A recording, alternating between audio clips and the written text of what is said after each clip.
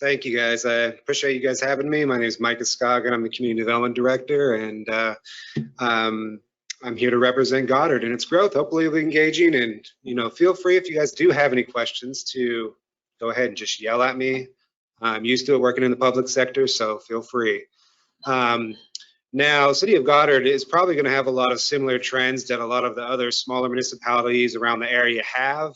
But let's just go ahead and take a look at what some of those are real fast. So in 2008, we're looking at some parcels, some historic parcel data. I got a lot of this from Sedgwick County GIS, so most of this information is going to be relatively accurate. 2008, we saw general growth coming, and obviously 2007, 2008, we had the market crash, subprime mortgage market crash. But after that, we saw a decline and then a quick increase. And so between that and 2021, we saw a lot of residential growth. And that's obviously not necessarily unique to Goddard, but we did see a large majority of our development be residential development. In just the recent last 3 years, between 2018 and 2021, we had about 545 units come online with some developments that were platted. And we're seeing a lot more entering our queue, which is going to be the review process from the Planning Commission. What do you need?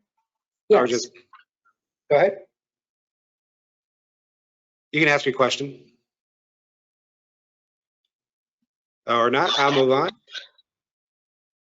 But a lot of it, like I said, is residential growth. Looking at a 15-minute drive time of Goddard is somewhat pivotal, because we're not just going to be looking at Goddard itself, but we're looking at the surrounding areas that are influencing Goddard and those that are coming to the Goddard School District.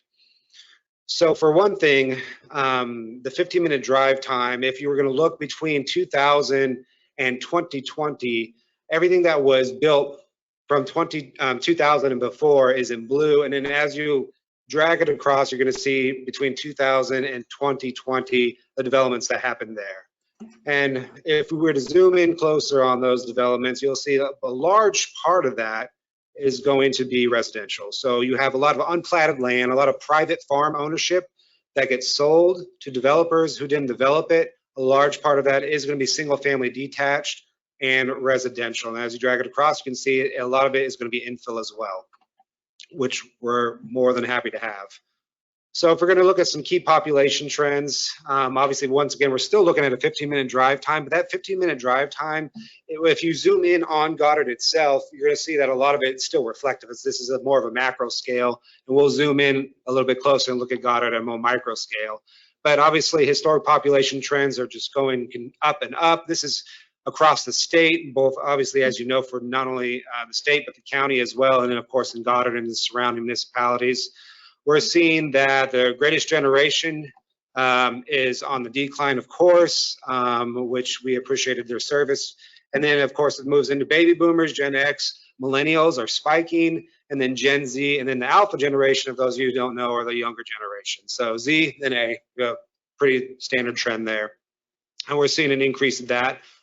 Largely because, of course, we're going to see that it's going to be the school districts that are a huge economic driver, especially for the surrounding area.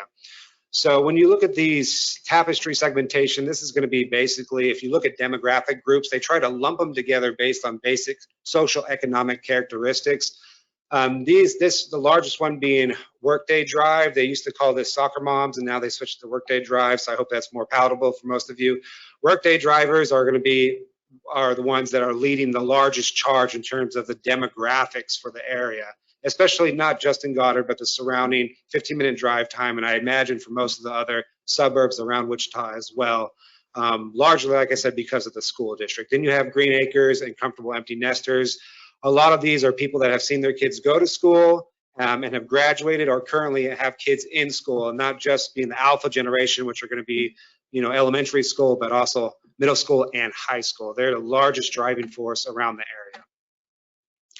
So yes, can't mention Goddard without mentioning our school district. Obviously, we're saying that we rank number 2, depending on a certain niche website, but obviously opinions vary, so I don't want to offend anybody for wherever you're graduating from, but I'm going to have to go ahead and say, go Goddard, go Tigers, go Lions. But obviously schools is a huge driving factor, and we continue to see that growth happening in recent conversations with the school district about how they want to expand, how they want to see their growth be taken into account for future buildings, for future land acquisitions. So that's something that has to be taken into account as well. Business, so we see a lot of it going to be basically services, real estate, education, of course. This is the largest factors that are the largest market sectors that are being influenced in the area. Not exactly a shocker there, obviously. Like I said, we have a huge school district, we have a lot of real estate development, we have a lot of services that want to accommodate these people. So that is a pretty standard trend. Obviously, with COVID, a lot of things have changed. We're going to probably see a lot more coming in terms of white collar development, in terms of white collar services, because as other telecom companies begin to market more of the rural area, and then that rural area is annexed by municipalities as we go outwards, more and more people will be working remotely, and we'll see some of these sectors start to change a little bit as we move forward into the new year and into the new decade. So commuter profile, nothing too shocking there. Obviously, people want to drive.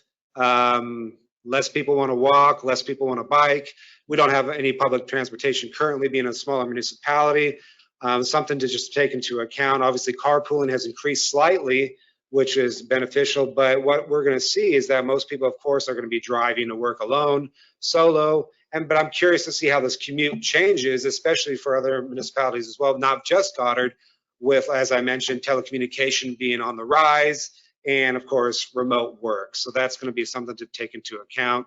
And how can the city of Goddard accommodate that? And we are currently working towards accommodating more and more telecommunication work. So, and on top of that, just to sort of shout out to some of our developments, we do have our Goddard Genesis well underway. We have a Hampton coming into place as well, which is in tandem with the Goddard Genesis. We have our baseball diamonds up and running, which recently had a summer ball showdown, which was a large driving force. We saw a lot of cities and also other states coming into Goddard to go to our summer ball showdown, which is great. We had our Brahms up and running, and we have our new veterinary clinic, which has just been approved through Planning Commission. And as mentioned, our residential development is on the rise. Recent studies showed that we had something around 28% of available residential zoning for development, and now it's down to about 24. So as soon as we publish any static information like, percentages of developable land, sooner or later I just get a lot more building permits, and then it just all of a sudden becomes obsolete the next day. So we are just continually growing, seeing a continual growth of residential, which is of course following the residential, you're going to see the commercial, and that commercial growth is continuing to be capitalized on. So that basically sums up my presentation. Do you guys have any questions, concerns, comments, derogatory remarks? Feel free to just send them my way, and I'll be happy to hopefully accommodate them. Any questions for Micah? I just have a comment, Mr. Chair. I appreciate your comments and appreciate your growth, but I have to say, go Eagles, go Mustangs. Well received, thank you. I have one question. I liked your slide where you slid across and showed where the growth was at. Sure. Did GIS do that for you, or who did that? I did that. Basically, what you have here, most of this information comes from an ArcGIS Online account. We also have an ArcGIS Business Analyst account. But ArcGIS Online has certain studios and certain applications that you can use. And so when you look at ArcGIS Online, for example, you can host services on a web platform. I don't need to go into all the details. It's ArcGIS Online. Yeah, I just do it. That's part of my technical proficiencies that they leverage at the city of Goddard. So. Well, the reason I ask is because we're all going through redistricting right now, and we're having to move populations back and forth, and it's kind of handy to be able to see where the growth has been happening, so that as we go through redistricting, we know where it's going on, and we can come up with maybe some better ideas of how to redistrict. That was just what went through my mind when I saw this slide. Yeah, certainly. It's all available on ArcGIS Online if you have the technical proficiencies, and I'm sure Wampo and Nick and Chad will be able to explain that more in more detail. I'm sure they can leverage it themselves. So, but yeah, absolutely. Well, Mike, I appreciate it. Absolutely. And you do have some great school districts. I just saw an article in the newspaper the other day that rated the top school districts, and you are in the top 5. Yes. And You're not almost there. I live in your school district, so I thought Yeah. go beyond that. yeah, we'll take what we can get. And obviously school districts drive residential, which drives commercial in turn, which then drives industrial. So it's all works in tandem.